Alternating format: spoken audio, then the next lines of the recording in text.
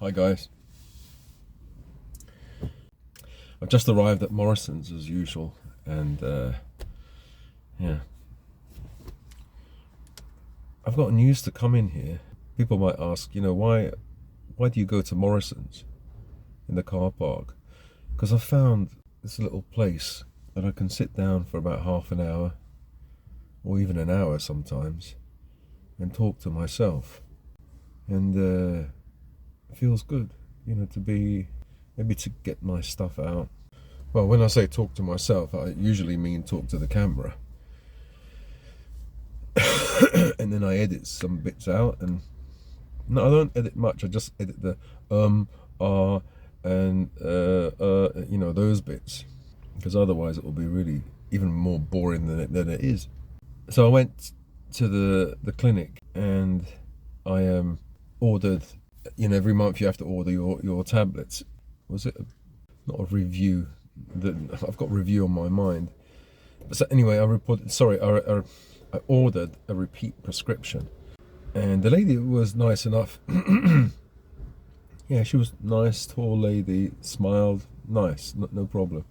So then I had to go to the reception and order a review, order an appointment for this review, because every, I think, 6 months they have to review your medication. I've been on the medication 31 years and they still have to review it. They just ask, how you doing? Okay, they can ask me how I'm doing, and then after about 2 minutes, okay, and then that's it. They just tick the box, because it's legally they have to do it.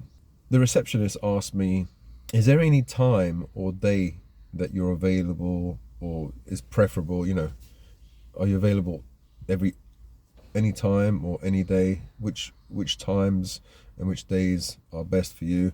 I said, no, any day of the week. But I said, could you make it late morning, like afternoon, 11, 12, in the afternoon, because I might wake up late because I've got insomnia. So she said, oh, okay. She says, I can't promise any times of the day. I said, okay, well, what's the point in asking me then? Well, I didn't say that to her.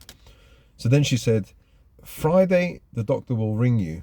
And I said, well, what time is it? She said, it could be any time of the day. I thought, oh, okay, all right then. So I said, could you give me a piece of paper? She said, yeah, I'll print it out for you. So she printed it out for me, and she gave it to me here. And it says Friday, 8:30 in the morning. I said to her, not early in the morning. I said to her, like 11, 12, late morning, afternoon.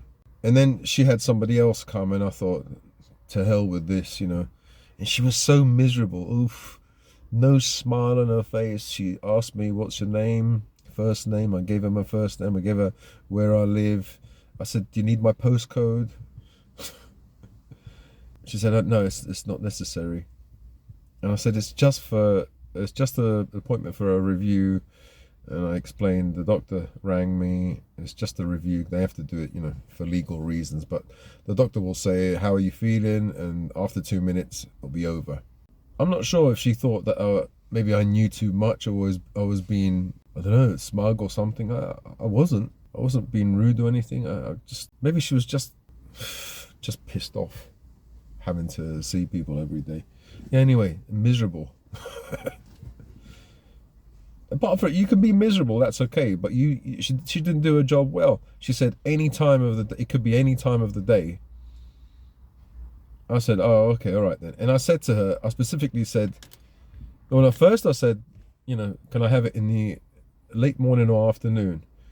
And then when I asked her what time of the day will she call me, she said it could be any time of the day. When she printed it out, it said 8:30 in the morning. Unless she didn't know this. Anyway, I'll have to be awake for that 8:30 in the morning phone call, just to ask me, how are you feeling? Everything okay? Yes. And that's it. I'm going to say to her, I'm not feeling okay, because every month I'm stressed out that every 3 weeks I have to prepare myself to go to the clinic, and I can't miss any days, otherwise I'll go into withdrawal. Yeah, I'm going to tell her that. It's very stressful for me. Yeah, see what she says. Probably say, oh, it's stressful for everybody. No, it's not. It's not stressful for you. I'm gonna make it stressful for you. No, I wouldn't do that. Oh, look at this. Just flew in. That's nice. I'm gonna keep it here. Oh, looks nice. Yeah, so I'm back here at Morrison's in the car park. I don't know, I just like sitting here. It's away from the house, it's away from people, and I don't know, I just feel a bit down today. But I think I realise why I feel down. Well, a few reasons. One is the ongoing reason of my bloody diet, my gut. I think another reason is that I missed a dose of my medication because I'm running out of medication, and so I thought if I miss one day, then it can extend the amount of days that I have left. So she said to me in 2 days' time it'll be ready. So I have about 3 days. Hang on, I've got about 3 days, so I just about made it.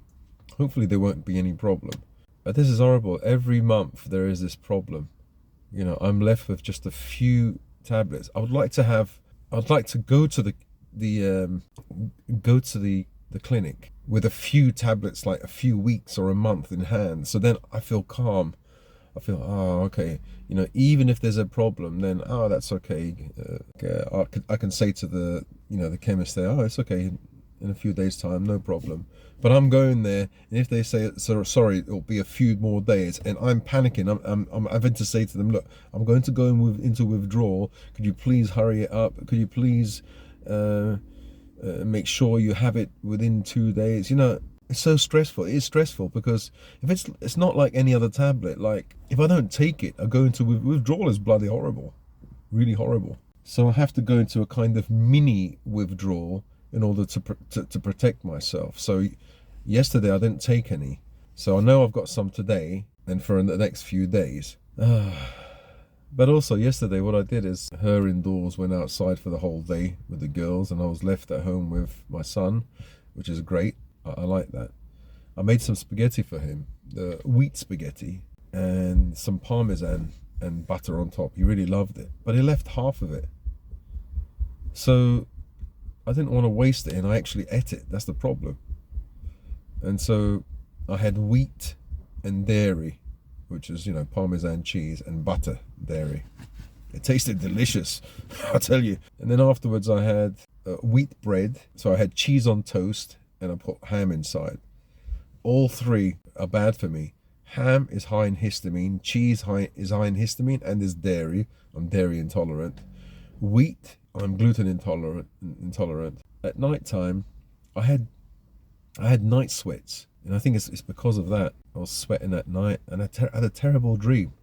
I dreamt that an ex-girlfriend of mine, we were together, and then her brother was following me. And what I did is I had to hide in some toilets, and then afterwards I saw her again, and she drove away in a car, and I was jogging, and I saw two women like gossiping, saying, you know, it's really wrong what she did. You know, that was the kind of vibe. You know, like those two Italian women. Imagine two. It's not good. It's not good what he did. She did. You know, that kind of vibe. And I was running faster and faster and faster to catch up to her, and she wasn't even looking back. She just drove away, or someone drove her away. And I was worried that there was, I think, her brother in a car behind, and I was running. What a weird dream. And I woke up in a sweat. I was sweating, and that's what happens, you know, if I have wheat, cheese and stuff like that. I can potatoes, you know, if I start to have lots of vegetables, potatoes, things that I'm not supposed to have, that happens. That's bloody horrible. It could be a combination of that and mold, dust, whatever, doggy hairs. I got a message from YouTube saying that I think it's a generic message that they send to everybody, or all the creators that all the content creators that are making a little bit of money. So they said I have to send my tax forms. And I thought, what tax form? I haven't really made any money. Do you have to pay tax on 100 quid? Like, you have to pass a certain threshold, like, I don't know, 5 grand or whatever, before you start paying tax, right? So I haven't made that kind of money, no way. not even a grand, not even something like that, not even that. Anyway, they said like if I don't fill in my tax forms by a certain date in December or whatever, I could be liable to 25% tax in the US, even though I'm not from the US. And that maybe it's on top of the tax that I may have to pay. So I had to fill in tax forms. What tax forms? I don't know anything about this, because I haven't made anything. They're slave drivers, and the little money that you do make, 100 quid, like 500 quid or something. The second part of the email said, and your payments may be held until you fill in the forms. But if I haven't made enough money to fill in, if I haven't made enough money to pay tax, then what? So basically, they can hold your money until you make enough money. There's no point in filling in forms unless you've made enough money to pay tax, right? So if it's, I don't know what the threshold is, I don't know, 5 grand or 10 grand. I don't know how much could it be? I haven't reached 5 grand, no way. Yeah, 5 grand. Yeah, I would be smiling if I reached 5 grand. So they're just like, they're slave drivers, and they're mean. Just like PayPal. PayPal held my money. I've held my money for almost 6 months now. We will hold your money for 180 days, bastard, because you said something naughty. Yeah, I don't even know what I said in my video. Obviously, some politically incorrect, like sexist, racist, or transphobist, or something ist. I must have said something to upset someone. They told PayPal, and a naughty boy has to be punished, of course, with a whip. So what they do is they hold your money. Say if you made loads of money, say, I don't know, 5 grand or whatever, they will hold that money and get interest from that money, and then after 6 months give you the money back. These people are mean slave drivers. That's what they are. And I've heard from quite a few people online who've complained about this, that PayPal have taken their money for 6 months, that they take it for 180 days. And I wanted to ask, which rule did I break? And I can't find out which. Basically, there's a form, sorry, not a form, there's a page that shows all the rules. There's like hundreds of bloody rules, hundreds. I don't know which one I broke. And it's not as if in the email they told me, oh, you broke rule 2.12.50. No, they just say, I said something like, I can't even remember, but like I broke some rules or something. I don't know what I did. I put my link at the bottom of the, the description, and some people paid me money, and they're holding my money, the money that people donated. But I don't give a shit. That's why I just took PayPal off my the description, the link. I don't want to have nothing to do with them. If they can take your money so easily without even giving you a reason, without contacting you and saying, I'm sorry, we've had to stop your account, they're not polite at all. And they like no explanation as to what you did or how you can remedy it. Like if they said, oh, you said something sexist, so we've blocked your account for 6 months. So at least I know, okay, I won't say anything naughty about the ladies or men or trans or whatever. I'll be a good boy. But if I don't know what I said, how am I supposed to correct it? Have you tried contacting them? Why should I contact them? I'm not going to contact them. I'm not going to help them make more money. I'm going to just completely deleted them. Now I've got Buy Me a Coffee, and they take a big chunk, but at least they're okay. They do give me the money, but they take, I don't know, like 20% off. So someone pays $5, I'm getting like $3, and then on top of that you have to pay tax. But at least they're kind of, it's like kind of their vibe is, it's your business. You pay the tax in your country or whatever. We just want our cut. So I like it that way. Yeah, these platforms, I'm just thinking, is it worth it? Is it worth it to, I mean, if I haven't made enough money to pay tax, I don't know how much it is, what the threshold is. So let's say it's 5k, 5,000. If I haven't made 5,000 yet, then what they're going to do is charge me 24% tax on top of what I'm going to, I think, on top of what I'm going to be charged, which is another 30%. I'm charged more than fucking Trump. Now, wait a minute. He's too clever. He doesn't pay any tax. And that's the thing, you know. The clever way is not to pay any tax. That's what these rich people do. They find ways to, what is it? Is it avoidance or... Because one is illegal, avoiding tax. I think one is illegal and one is legal. There are ways to avoid tax that are illegal, and there are ways to avoid tax which are legal. So, you know, rich people have people working for them, so they don't pay tax. They will never pay tax. Whereas we pay tax on the smallest thing. So it's true. The poor become poorer and the rich become richer. And I suppose that's how it has to be. I mean, the way to avoid that is to, I was thinking, how can I make money? I think that will always happen in a cashless society. If you create widgets at home and then sell them in the market, who's to know how much money you make? Nobody's going to find out. But with YouTube, Facebook, I want to delete Facebook from my life. Facebook, whereas all these online, you know, platforms, there is a trail. There's an electronic trail. It goes through your bank, and then people, the authorities know how much money you make. They can find out if you've paid slightly too little tax, and then screw you later on, at a later date. Whereas if you sell widgets at a market, you sell, I don't know, you can, I don't know, make some bloody widgets, be creative, and then sell them at a market. £5 for a model or something, a widget, or a nice Christian cross or something. You know, if you're good at making models and you can make them quickly and you can mass produce them yourself, then you've got it made. You can sell these things £5 a shot, go to like 2 or 3 markets once a week and sell them for £5 each. It costs you maybe £1 to make.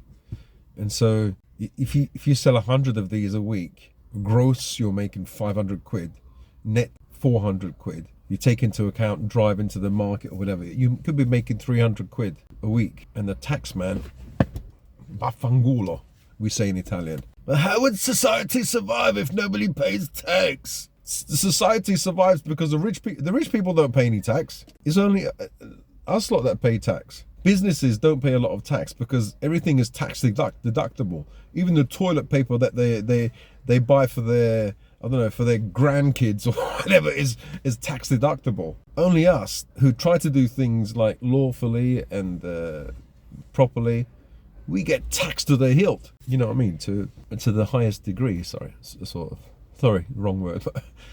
Yeah, I'm just thinking, whatever I do, you're gonna get just taxed so much. So I suppose if you have an accountant, you know, everything is, like, a lot of the stuff is tax deductible.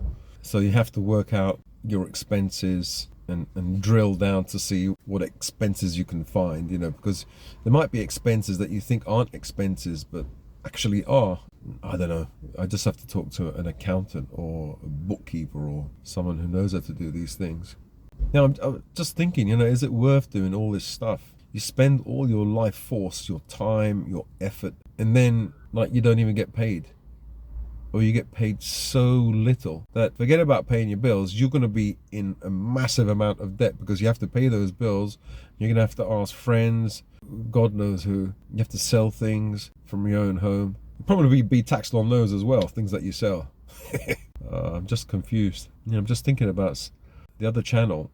I can pump out videos and then YouTube hold my money. So the only way YouTube can't hold your money is if people donate. If people donate on, you know, they go off platform and they send the link, go off platform by clicking on the link, you know, buy me a coffee, or there's another one called Coffee, of course, PayPal, which I'm not going to use, Patreon, you know, something like that, and it's out of their control. So that's the best thing to do. Like, I'm not saying take back control, because you don't really have control, but move the control to another platform so you don't put all your eggs into one basket.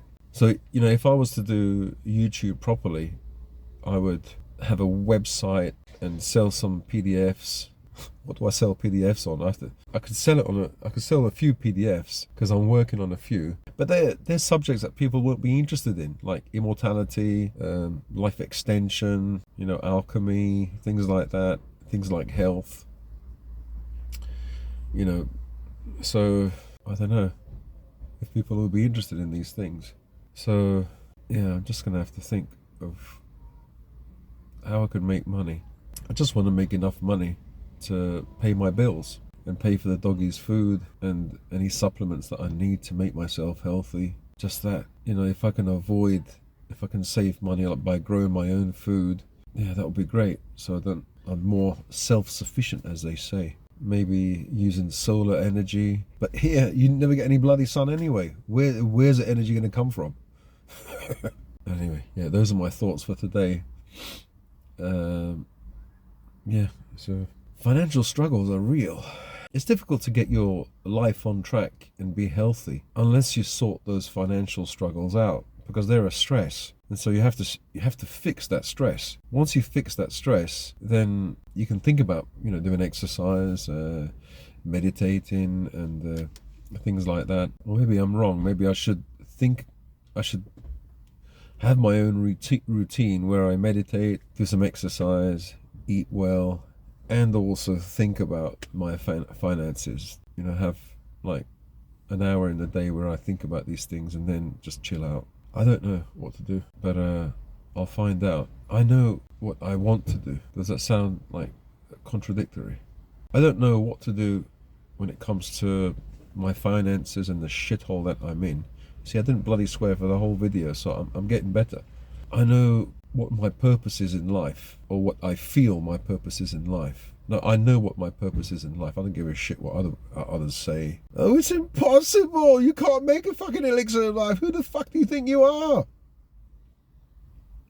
I know who I am. And I know what I can do. If I had the money, if I had the lab, if I had the right circumstances, I know what I could do. I'd probably kill myself, but I'm going to go out swinging. I'm not going to just lay down like everyone else. Well, anyway, that's another subject.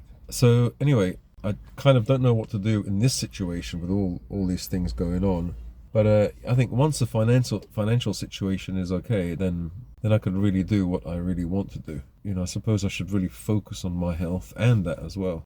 The thing is, when you're trying to make money, you can't focus on anything because you're just busy all the time trying to make money, trying to make those ends meet, as they say. And you're stuck. Life, bills and things, they all get in the way. So, okay, see you guys in the next video. Love yourself as always.